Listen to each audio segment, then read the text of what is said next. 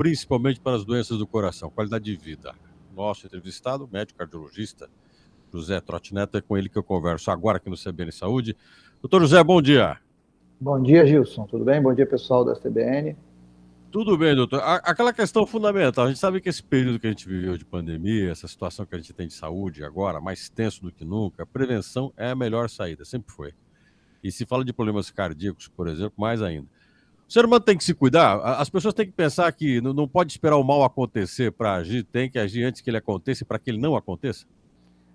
Sim, Gilson, na verdade, assim, com essa pandemia ficou muito claro, e por conta do estresse, da ansiedade, do medo, do pânico que se instalou, as pessoas deixaram de lado a saúde. Por conta de medo do vírus, para não pegar a doença e acabar o risco de morte e tudo, as pessoas acabaram deixando de se cuidar, como até um paradoxo isso.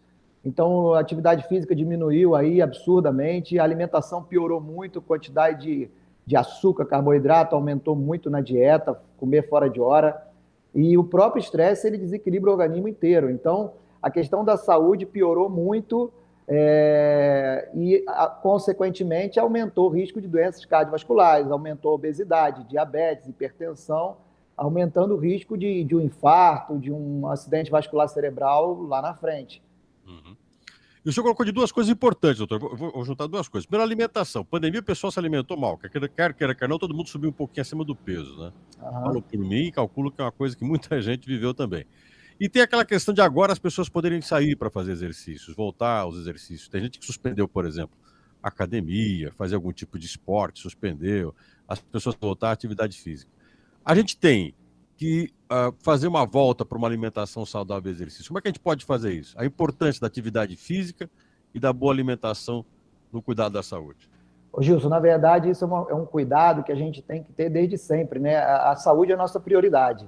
E o que acontece é que as pessoas que mantiveram a sua rotina de exercícios, mesmo que seja dentro de casa, algumas pessoas fazendo exercício com personal, algumas pessoas fazendo exercício de caminhada na rua, bicicleta, essas pessoas que mantiveram atividade física regular e mantiveram um certo cuidado com a dieta, essas pessoas passaram mais inteiras pela pandemia, com menor risco de consequência, mantiveram peso, alguns melhoraram de saúde. Então, na verdade, independente de pandemia, de qualquer circunstância, nós temos que colocar a saúde como prioridade.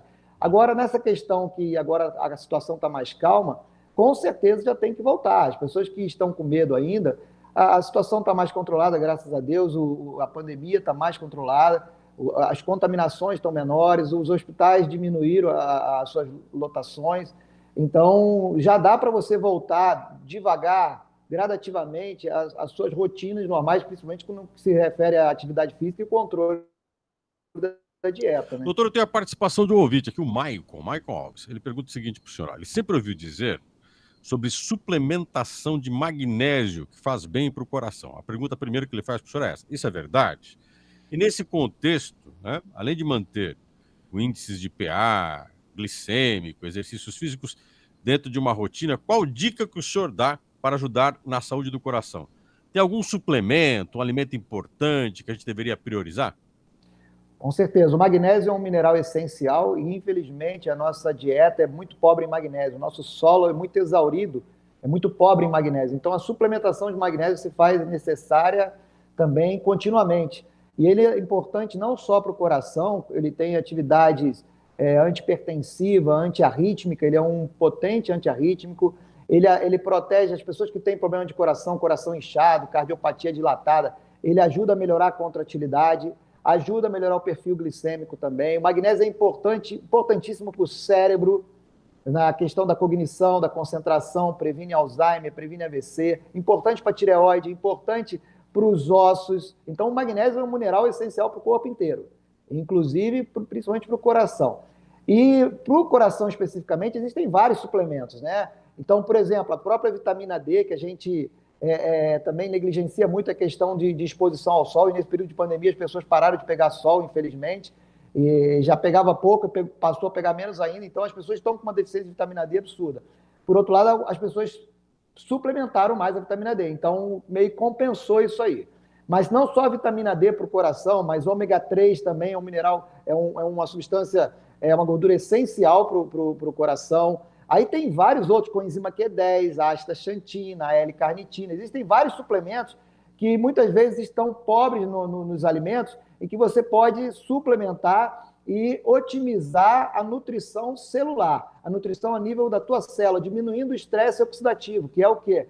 São os efeitos lesivos do estresse, os efeitos lesivos de uma alimentação ruim, da poluição, que ocorrem a nível celular diariamente. Então, quando você usa antioxidantes, suplementos naturais, um polivitamínico concentrado, você minimiza esses efeitos do estresse oxidativo e diminui o risco de lesão celular, o que vai acarretar lá na frente em doenças, essas coisas. Então, a questão da suplementação, valorizo demais a suplementação, prescrevo, ainda mais num período como esse, em que a demanda, por conta do estresse, de pandemia, é muito maior, né? Doutor, sono, a gente sabe que muita gente ficou tensa, é uma situação que, claro, causa atenção em muita gente, né? Administrar as coisas dentro de casa, para quem ficou mais em casa agora, ficou difícil. E também porque muita gente sentiu efetivamente, né, os efeitos da pandemia na economia, nas relações pessoais. E tem gente que ficou sem dormir, né? A relação sono-coração, como é que é isso? Olha, a relação sono com a saúde de um modo geral. A pessoa que dorme pouco e dorme mal, ela está sujeita a risco de várias doenças crônico-degenerativas. Não só problemas cardíacos, aumento de risco de hipertensão, aumento de risco de diabetes, obesidade. É muito comum a relação direta entre estresse, sono ruim e ganho de peso, obesidade. Porque interfere nos níveis de insulina, interfere nos níveis de cortisol, desequilibra toda a parte hormonal do nosso corpo, né? E a pessoa acaba entrando num processo de ganho de peso desregulado. Então, assim, o sono ele é essencial para o corpo todo. Para o cérebro, é essencial também para a tireoide, porque o sono ele é reparador, o sono é necessário porque ele é renovador. Existem hormônios que são produzidos durante o sono, como, por exemplo, a melatonina, que é um hormônio reparador, é um hormônio que faz um checklist no organismo, procurando células, por exemplo, que estão se multiplicando de forma errada e que podem virar uma célula tumoral, um câncer lá na frente. A melatonina elimina essa célula. A melatonina é importantíssima para o coração, para todos os órgãos, todas as glândulas dependem de melatonina. E não só a melatonina, mas, por exemplo, o GH, a testosterona, que é um hormônio fundamental para o homem e para a mulher, principalmente para o homem, é produzido na madrugada. E quando a gente negligencia o sono, dorme mal ou dorme pouco, isso acaba interferindo na produção desses hormônios e acaba desregulando toda essa parte hormonal de cortisol, insulina também. E o sono, ô Gilson, o que acontece? As pessoas pecam muito no sono, porque apesar de que a questão da ansiedade atrapalha o sono, mas a gente também é culpado também, porque a gente fica mexendo em celular à noite, e o celular, aquela luz do celular, do computador, do notebook, é uma luz que estimula o teu cérebro. Então, no momento que você tinha que estar desacelerando, você mantém estímulo para o teu cérebro contínuo. Na questão do celular, vendo filme, aqueles filmes de aventura, aquele filme policiado, aquelas coisas de séries. Então, você desliga lá uma série, por exemplo, que você está vendo de madrugada. Aí você vai dormir, você vai demorar um tempão para dormir, porque seu cérebro está acelerando. Ele está acelerado, ele sofreu um estímulo absurdo ali. Então, as pessoas também precisam se conscientizar de tentar, pelo menos, dormir mais cedo, deitar mais cedo, pegar um livro para ler, porque o livro, sim, aí você vai sentir sono, entendeu? Entrar no processo de desaceleração. Quanto mais cedo, até melhor. Doutor, já tem uma pergunta aqui, a Maria Cleusa, é uma pergunta legal, gostei dela. A pergunta é assim, doutor, você falou do sono, a importância do sono, tem que ter um sono, tal, o sono é reparativo. A qualidade do sono está em tempo que eu durmo ou como eu durmo? As duas coisas, na verdade, porque o sono não é só a quantidade de horas. O nosso corpo ele tem as demandas do dia, então à noite ele precisa se reequilibrar. A nossa alimentação, que foi alguma coisa errada na nossa alimentação, ele precisa reorganizar. Alguma coisa que foi em excesso, ele precisa eliminar. Ele precisa se reequilibrar. Então, a quantidade de sono é fundamental, o descanso da musculatura, dos ossos, do próprio cérebro. Então, isso só precisa acontecer de uma forma em quantidade, mas também na qualidade. Porque se você tem um sono superficial, você também não está tendo os benefícios do sono. Existe o chamado sono REM, que é o sono profundo.